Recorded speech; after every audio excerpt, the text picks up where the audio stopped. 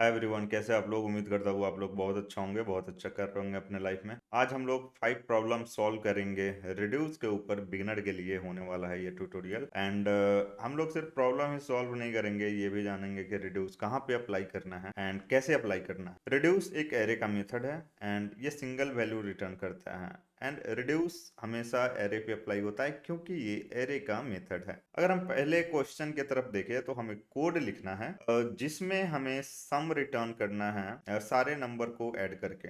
अब देखिए यहाँ पे अगर आप ध्यान से देखें तो इनपुट एक एरे है, आउटपुट एक सिंगल वैल्यू है, तो हम यहाँ पे रिड्यूस के बारे में सोच सकते हैं। अगर हम दूसरी बात सोचें तो जो आउटपुट है वो एक सिंगल वैल्यू है एंड ये इनपुट यूज करके बन रहा है। इनपुट एरे जो है उसे यूज करके ये बन रहा है।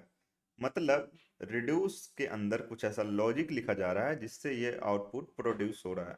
तो चलिए सोचते हैं कि क्या लॉजिक है। यहाँ पे मैं क्या करूंगा, एक वेरिएबल बना लूंगा, यहाँ पे लिख दूंगा array1 रिड्यूस।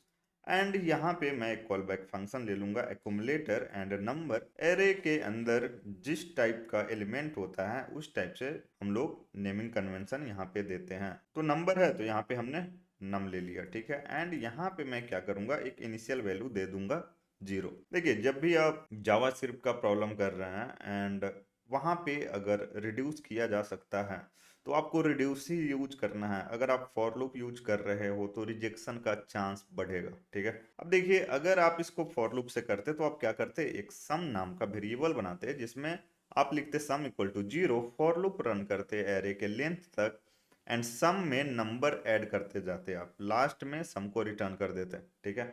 जहां पे भी एक सिंगल फॉर लूप यूज हो रहा है समझिए वहां पे रिड्यूस किया जा सकता है। अब देखिए हमें यहाँ पे सिंपली एक लाइन लिखना है, return accumulator plus number, and ये हमारा काम हो गया। मैं आपको एक्सप्लेन कर दूंगा।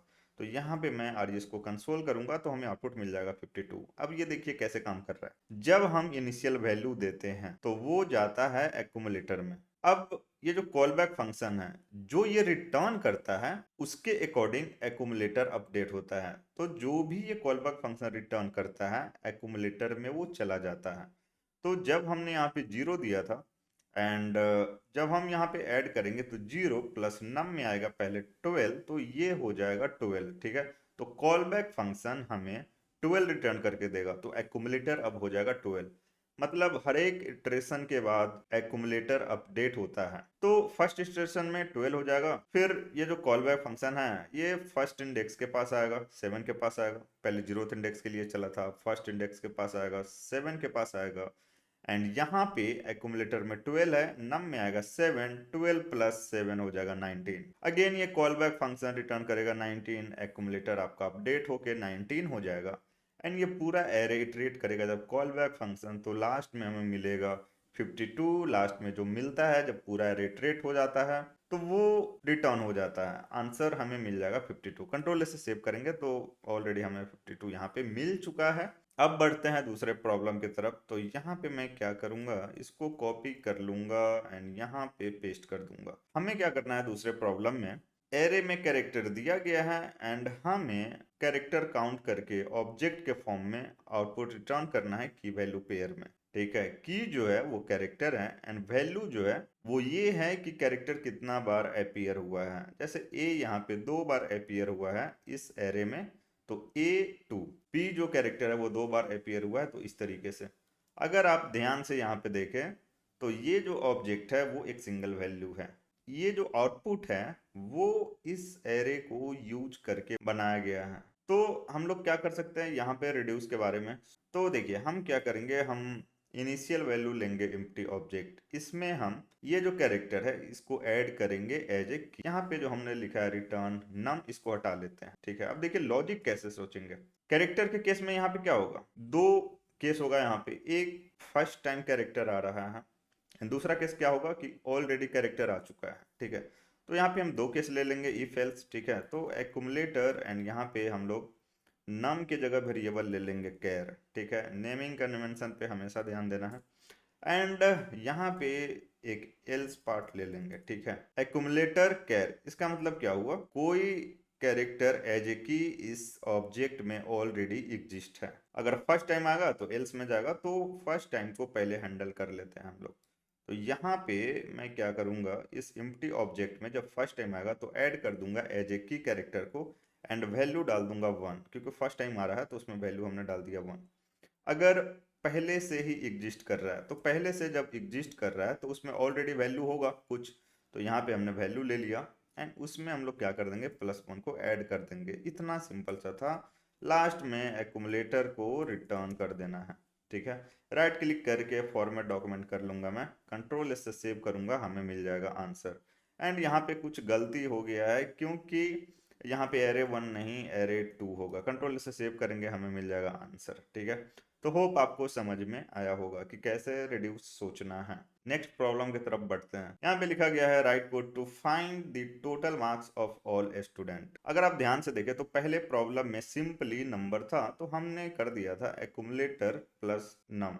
यहाँ पे अगर आप ध्यान से देखें तो यहाँ पे एरे ऑफ ऑब्जेक्ट है, ठीक है। हमें पहुंचना है इस मार्क्स तक, तो कैसे पहुंचेंगे, obj.marks, ठीक है। तो बहुत ही सिंपल है, आप इजीली कर सकते हो। यहाँ पे मैं डायरेक्ट कंसोल के अंदर रिजल्ट ले लूंगा, तो res3 डॉट रिड्यूस एंड इसके अंदर एक कॉल बैक फंक्शन ले लेते हैं एक्यूमुलेटर एंड obj, क्योंकि एरे के अंदर जो एलिमेंट है वो ऑब्जेक्ट है, तो यहाँ पे हमने नेमिंग कन्वेंशन obj लिखा है, ठीक है। एंड यहाँ पे हम लोग क्या करेंगे, एम्प्टी वैल्यू 0 देंगे, क्योंकि हमें सारे मार्क्स को ऐड करना है। एंड यहाँ पे हमें सिंपली लिख देना है return accumulator and plus obj dot marks, ठीक है। कंट्रोल एस से सेव करेंगे तो हमें मिल जाएगा आंसर 255। बहुत ही सिंपल था, ठीक है। फोर्थ प्रॉब्लम की तरफ बढ़ते हैं। यहाँ पे लिखा गया है write code to join all words in one sentence. ये देखिए, ये एरे में वर्ड्स गिवन है एंड हमें इसको ऐड करके ज्वाइन करके बेसिकली हमें एक सेंटेंस बनाना है, ठीक है। एंड ध्यान से अगर आप देखें तो सेंटेंस के बीच में व्हाइट स्पेस है, लेकिन अगर आप लेफ्ट या राइट में देखें तो व्हाइट स्पेस नहीं है, तो इसका ध्यान रखें।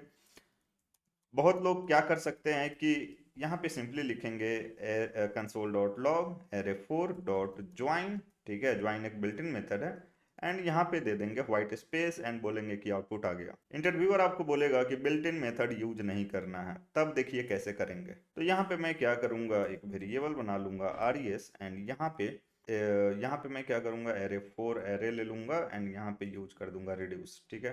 यहाँ पे एक्यूमुलेटर एंड यहाँ पे मैं वर्ड नाम का एक वेरिएबल ले लूंगा, ठीक है। बढ़िया। यहाँ पे हम लोग क्या करेंगे, एक एम्प्टी स्ट्रिंग दे देंगे इनिशियल वैल्यू, ठीक है।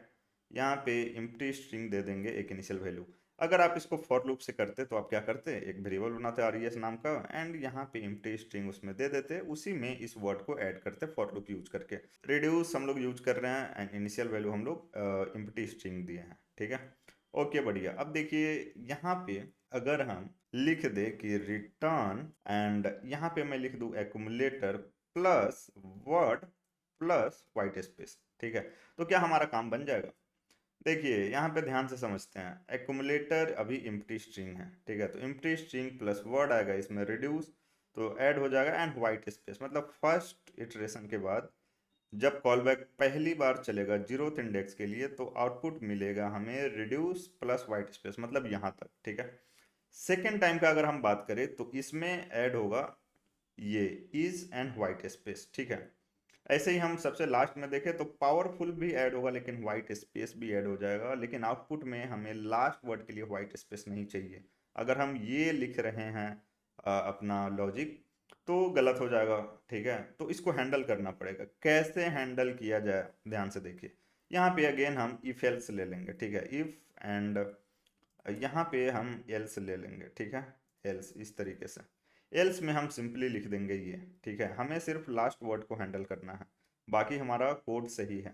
तो यहाँ पे हम लिख देंगे कि अगर यहाँ पे एक और ले लेंगे वेरिएबल इंडेक्स, ठीक है। एंड यहाँ पे लिख देंगे कि अगर इंडेक्स जो है वो एरे के लेंथ के array4 डॉट लेंथ -1, मतलब जो इंडेक्स है वो लास्ट इंडेक्स है, मतलब लास्ट वर्ड के लिए हम लोग हैंडल कर रहे हैं एज केस, ठीक है।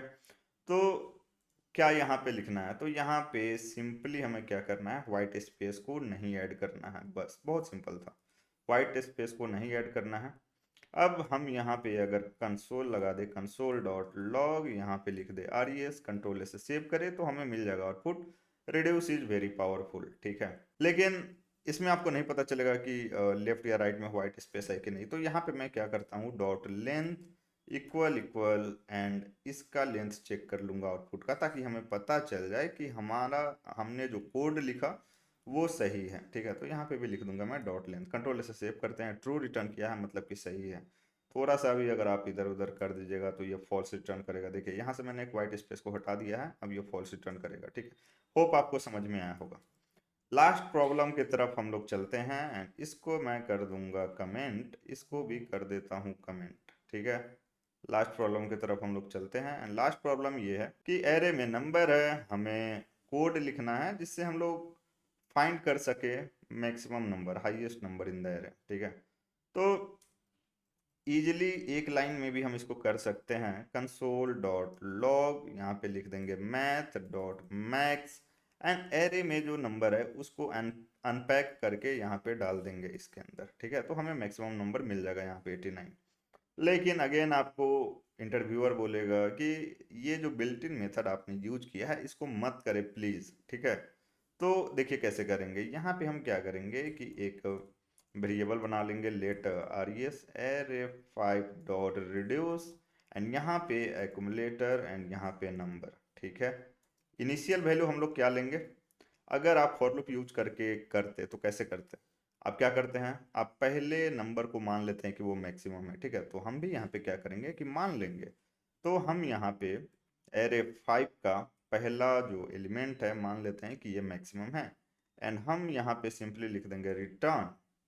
अब जो आने वाला जो नंबर है, ठीक है, जैसे कि यहाँ पे मैं ले लेता हूँ नम, अगर ये ग्रेटर है किससे, एक्यूमुलेटर से।